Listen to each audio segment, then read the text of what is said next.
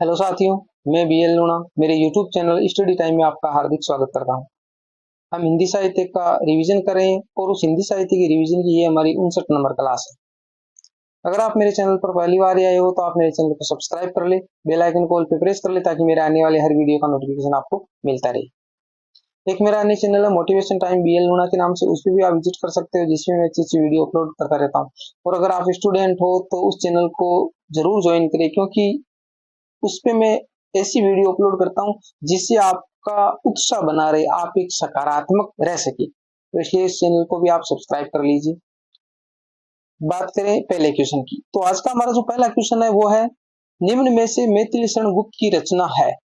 अ साकेत, ब भारत भारती, स अब दोनों, द इनमें से कोई नहीं। तो देखिए, मैथिली शरण गुप्त की ये दोनों रचनाएं है, साकेत भी है और भारत भारती भी है। भारत भारती का जो रचना काल है वो मेरे को आप कमेंट में बताइए, क्योंकि मैंने आपको अच्छे से हिंदी साहित्य का इतिहास पढ़ाया और हिंदी साहित्य का इतिहास पढ़ाते वक्त अच्छे से आपको समझाया भी है। अगर आप मेरे चैनल से नियमित जुड़े हुए हैं तो आपको अच्छे से पता भी है। क्वेश्चन नंबर 2, निम्न को सुमेलित कीजिए। अवसद में दे रखा यशोधरा, उर्वशी, जूही की कली और नदी के दीप।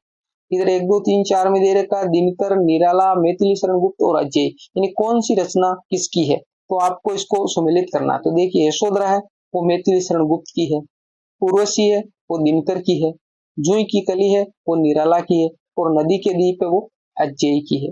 अब देखिए, इसको किस प्रकार आप करते हो। अगर आपको जैसे मान लिया एक ही आ रहा है, जैसे यशोधरा है वो मैथिली शरण गुप्त की है, तो देखिए 3 नंबर ये रहा, बाकी किसी के अंदर 3 नहीं आया है, 1 नंबर, तो ठीक है, तो यहां से आपका आंसर निकल जाता है। तो ऐसे क्वेश्चन है वो ज्यादा हार्ड नहीं होते हैं, तो ए वाला ऑप्शन इसका सही आंसर हो जाएगा। ठीक है, क्वेश्चन नंबर 3, निम्न को सुमेलित कीजिए। ए में झरना, आंसू, कामायनी, लहर, ब झरना, आंसू, लहर, कामायनी, स आंसू, कामायनी, झरना, लहर और द कामायनी, आंसू, लहर, झरना। तो इसको ऐसे क्वेश्चन होते हैं, उसको आपको करने के लिए या तो इनकी आपको जो प्रकाशन डेट है वो याद होनी चाहिए, यानी ये कब प्रकाशित हुए थे, ठीक, या फिर आप इसको अपने तरीके से याद कर सकते हो। मैंने किस प्रकार याद कर रखा है, इसका एक सूत्र बनाया है। देखिए, झरना गिरा तो आंसू बहे, थोड़ा पेन से ही नहीं चल रहा है, लहरें चली तो कामायनी रची, इस प्रकार, यानी झरना गिरा तो आंसू बहे। अब देखिए, झरना तुक भी मिल रही है और हमारा आंसर भी निकल रहा है।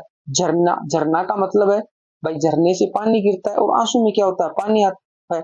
तो झरना जब गिरता है तो आंसू आते हैं, आंसुओं से पानी बह रहा है, तो झरना गिरा तो आंसू बहे। लहरें चली, जब लहरें चलती है, क्योंकि जब झरना गिरा तो उसमें लहरें बनती है, लहरें चली तो कामायनी रची। तो देखिए, झरना पहले आएगी, फिर झरने के बाद में झरना गिरा तो आंसू बहे, आंसू बाद में आएगी। फिर देखिए, तो देखो यहाँ पर झरना है, यहाँ आंसू है। अब परंतु झरना यहाँ पर भी है और आंसू यहाँ पर भी है, और दो में मिल रहा है। उसके बाद में क्या, लहर, तो लहर यहाँ रही और कामायनी ये रही। तो कहने का मतलब 2 नंबर वाला जो ब वाला आंसर है वो इसका सही आंसर है।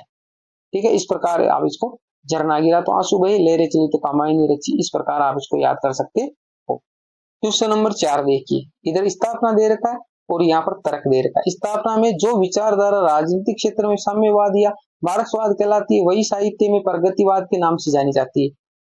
और तर्क में दे रखा, मार्क्सवाद में समाज को 2 वर्गों, शोषक शोषित में विभक्त किया गया, धर्म और ईश्वर का विरोध किया गया तथा क्रांति की भावना को पुष्ट किया गया। ऐसे प्रश्न को करने के लिए क्या होता है कि आपको अच्छे से पूरा विस्तार से वर्णन पढ़ना होता है, तब जाके ये समझ में आता है। तो देखिए, राजनीति के क्षेत्र में जो साम्यवाद है, जो मार्क्सवाद है, उसे ही साहित्य के क्षेत्र में प्रगतिवाद कहा जाता है। तो ये बात बिल्कुल सही है। इधर मार्क्सवाद में समाज 2 वर्गों में था, शोषक वर्ग था और एक तो शोषण करने वाला था और एक शोषण सहने वाला था, तो 2 वर्ग थे, और धर्म और ईश्वर का विरोध किया गया।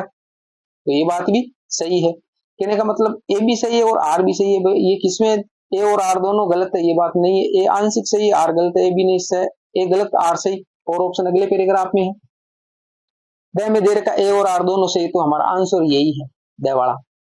5 नंबर क्वेश्चन देखिए, इस काव्य धारा को प्रयोगवादी नाम इसलिए दिया गया क्योंकि इस काव्य धारा के कवि प्रयोग धर्मी थे, वह प्रयोग करते थे, सब प्रयोग में विश्वास करते थे, वह इनमें से कोई नहीं। तो 5 नंबर में ए वाला है, प्रयोग धर्मी थे। ठीक है। 6 नंबर, क्वेश्चन नंबर 6, प्रयोगवाद के प्रवर्तन का श्रेय किसे दिया जाता है? त्रिलोचन, नागार्जुन, अजय, दिनकर। तो प्रयोगवाद है, इसके जो प्रवर्तन का श्रेय वो अजय को दिया जाता है। स वाला ऑप्शन इसका सही आंसर है।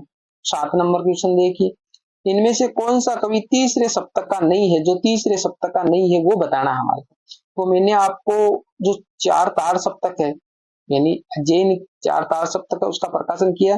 पहला 1943 ईस्वी में था, ठीक है। दूसरा 1951 ईस्वी में था, तीसरा 1959 ईस्वी में था और चौथा 1979 ईस्वी में था। ठीक है, ये 4 तार सप्तक है। ठीक है, इनका मैंने सूत्र बताया, यहाँ पर थोड़े मैं बोल के बता देता हूँ आपको, लिखने में थोड़ा पेन अच्छे से चल नहीं रहा है। पहला जो सप्तक है उसका सूत्र बनाया अभाग्ने परगीराम, दूसरे का बताया नभ में धर के हंस शमशेर और तीसरे का बताया कुंवर की विजय मदन सक्सेना केदार परिया। तो देखो कुंवर की विजय, तो देखो यहाँ पर विजय विजय यहाँ से लिया तो ये तो है तीसरे सप्तक का। कुंवर की विजय, तो की का मतलब कीर्ति चौधरी हो गया, ये भी है। और मदन सक्सेना तो मदन भी हो गया। अब देखो प्रभाकर माचवे नहीं है, तो ये द वाला इसका आंसर हो जाएगा। ठीक है, हमारा जो 3 नंबर है इसका ये सूत्र था, कुंवर की विजय मदन सक्सेना केदार परिया। इसको अच्छे से लिखा हुआ देखना चाहते हो तो मैंने जो हिंदी साहित्य की जो क्लासें आपके सामने प्रस्तुत की है उसके अंदर सारे चीजें हैं वो अच्छे से मैंने एक्सप्लेन करके बताया, आपको अच्छे से समझाया है। वहां जाकर आपको क्लासें देख लीजिए। अगर आप क्लासें नहीं देखना चाहते हैं तो इसके नोट्स है वो टेलीग्राम चैनल पे मैंने अपलोड किए, आप वहां से डाउनलोड कर सकते हैं। उस टेलीग्राम का लिंक मेरे वीडियो के डिस्क्रिप्शन बॉक्स में, आपकी जैसी मर्जी हो उस प्रकार आप इसको याद कर सकते। बात करें 8 नंबर क्वेश्चन की। अजय का जीवन काल है, 1911 से 1987, ब 1920 से 1950, 1910 से 1960, द 1900 से 1945। तो 1911 से 1987 ईस्वी था अजय का जीवन। मैंने एक सूत्र बनाया, अजय ने केदारनाथ में नाग और शेर को लड़ाया। ठीक है, अब क्या है ये सूत्र? अजय ने केदारनाथ में नाग और शेर को लड़ाया। तो देखिए अजय, केदारनाथ सिंह, नागार्जुन और शमशेर बहादुर सिंह, 4 हो गए। अजय, केदारनाथ सिंह, नागार्जुन और शमशेर बहादुर सिंह। इन चारों की जो जन्म डेट है वो 1911 ईस्वी। चारों की जन्म डेट क्या है? 1911 ईस्वी। 9 नंबर क्वेश्चन देखिए, धर्मवीर भारती किस सप्तक के कवि है?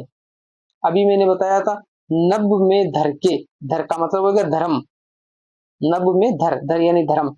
तो ये 2 नंबर था क्योंकि 1 नंबर जो सप्तक है उसका था अभाग्ने परगीराम, 2 नंबर का था नभ में धर के हंस शमशेर, तो धर्मवीर भारती दूसरे सप्तक के हो जाएंगे। तो इसके अंदर हमारा कौन सा ब वाला ऑप्शन राइट हो जाएगा।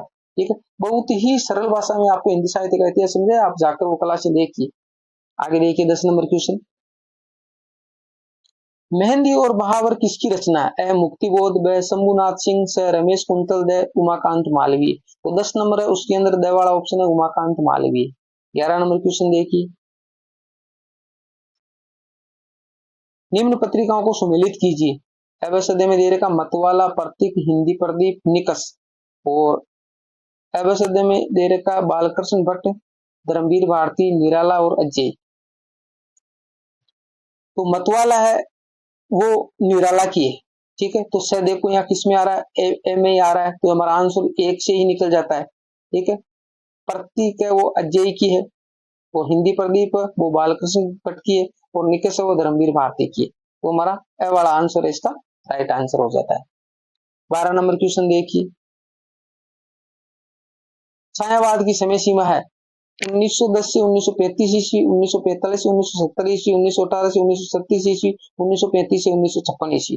तो छायावाद 1918 से 1936 ईस्वी के बीच में जो काल था उसको छायावाद नाम दिया गया। ठीक है, आगे देखिए 13 नंबर क्वेश्चन, कामायनी का प्रकाशन वर्ष है 1920, ब 1925, स 1930, द 1935। तो 13 नंबर में उसमें भी द वाला ऑप्शन है 1935। कामायनी का प्रकाशन वर्ष 1935 ईस्वी है, ठीक है। और जो झरना था उसका 1918 ईस्वी है। 14 नंबर क्वेश्चन, महावीर प्रसाद द्विवेदी ने सरस्वती पत्रिका का प्रकाशन कब से कब तक किया? है 1920 से 1935, ब 1903 से 1920, स 1900 से 1920, द 1910 से 1925। तो इसके अंदर ब वाला ऑप्शन है 1903 से 1920 तक महावीर प्रसाद द्विवेदी थे और 1900 ईस्वी में इसका प्रकाशन हुआ था सरस्वती पत्रिका। 15 नंबर क्वेश्चन देखिए, किस काल में गद्य और पद्य की भाषा एक ही हो गई? यानी गद्य की और पद्य की भाषा एक ही थी। द्विवेदी युग में, प्रयोगवादी युग में, छायावादी युग में, इनमें से कोई नहीं। तो 15 नंबर ए वाला ऑप्शन है द्विवेदी युग में। द्विवेदी युग में क्या गद्य और पद्य दोनों की भाषा, यानी जो कहानियां उपन्यास वो लिखे गए और जो कविताएं लिखी गई सबकी भाषा एक ही हो गई। 16 नंबर क्वेश्चन देखिए, प्रगतिवादी कविता में विद्यमान है ए हालावाद का प्रयोग, व सर्वहारा वर्ग का विरोध, स सामंतशाही और पूंजीवाद का विरोध, व अलगाववादी भावना। तो 16 नंबर में हमारा स वाला ऑप्शन है सामंतशाही और पूंजीवाद का विरोध। 17 नंबर क्वेश्चन देखिए, प्रगतिवादी काव्य की विषय वस्तु है प्रकृति का मनोहारी चित्रण, व शोषित पीड़ित व्यक्ति, स शासक वर्ग का वर्णन, व रहस्यवादी भावना। तो 17 नंबर में वाला ऑप्शन है शोषित पीड़ित व्यक्ति। प्रगतिवादी काव्य की विषय वस्तु क्या है? जो शोषित पीड़ित वर्ग थे, जो सर्वहारा वर्ग था, उसका वर्णन इसके अंदर किया गया। 18 नंबर क्वेश्चन देखिए, हिंदी का पहला उपन्यासकार कौन है?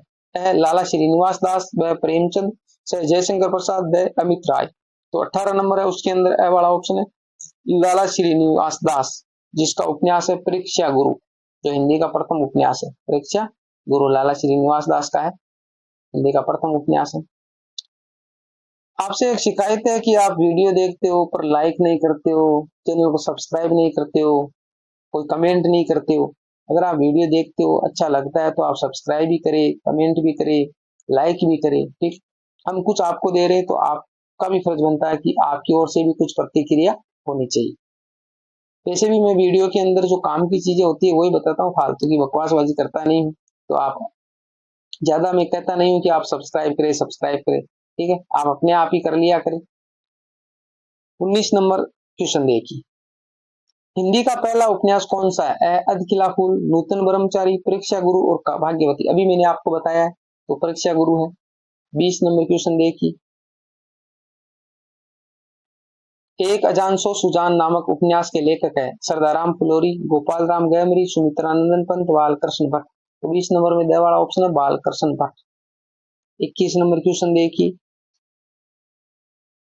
उपन्यास रहस्य नामक निबंध के लेखक है महावीर प्रसाद द्विवेदी, व हजारी प्रसाद द्विवेदी, स बालकृष्ण भट्ट, व नरेश मेहता। तो 21 नंबर में ए वाला ऑप्शन है उपन्यास रहस्य वो है महावीर प्रसाद द्विवेदी का निबंध। 22 नंबर क्वेश्चन देखिए, बालकृष्ण भट्ट के उपन्यास किस प्रकार के हैं? प्रकृति परक, व सुधारवादी, उपदेश मूलक, सह जासूसी, व रहस्यवादी। 22 नंबर वाला ऑप्शन है सुधारवादी एवं उपदेश मूलक। 23 नंबर क्वेश्चन देखिए, उपन्यास श्यामा सौपन किसने लिखा? जयशंकर प्रसाद, व लाला श्रीनिवास दास, स ठाकुर जगमोहन सिंह, व जगन्नाथ दास रत्नाकर। तो 23 नंबर में स वाला ऑप्शन है ठाकुर जगमोहन सिंह। 24 नंबर क्वेश्चन देखिए, जासूसी उपन्यासों का हिंदी में श्री गणेश करने वाले कौन है? ऑप्शन अगले पैराग्राफ में है गोपाल राम गहमरी, व देवकीनंद खत्री, से भगवती चरण वर्मा, व वरदावन लाल वर्मा। तो हमारा ए वाला ऑप्शन है गोपाल राम गहमरी। जासूसी उपन्यासकार कौन है? गोपाल राम गहमरी। 25 नंबर क्वेश्चन जो इस क्लास का लास्ट क्वेश्चन है, हम लोग जैसा और बातों में अंग्रेजों की नकल करते जाते हैं, उपन्यास का लिखना भी उन्हीं के दृष्टांतों पर सीख रहे हैं, ये कथन किसका है? जयशंकर प्रसाद, व यशपाल, से अजय, द बालकृष्ण भट्ट। तो इसके अंदर द वाला ऑप्शन है बालकृष्ण भट्ट, ये बात बालकृष्ण भट्ट ने कही। तो ये 25 क्वेश्चन थे जो हिंदी साहित्य से संबंध रखते हैं। उम्मीद करता हूँ सारे क्वेश्चन आपको अच्छे लगे होंगे। अगर अच्छे लगे तो इसको लाइक करें, अपने दोस्तों के साथ में ज्यादा से ज्यादा वीडियो को शेयर करें और मेरे चैनल को सब्सक्राइब करके रखें ताकि मेरे आने वाले हर वीडियो का नोटिफिकेशन आपको मिलता रहे। मिलते हैं अगली वीडियो में, तब तक के लिए जय भीम जय भारत।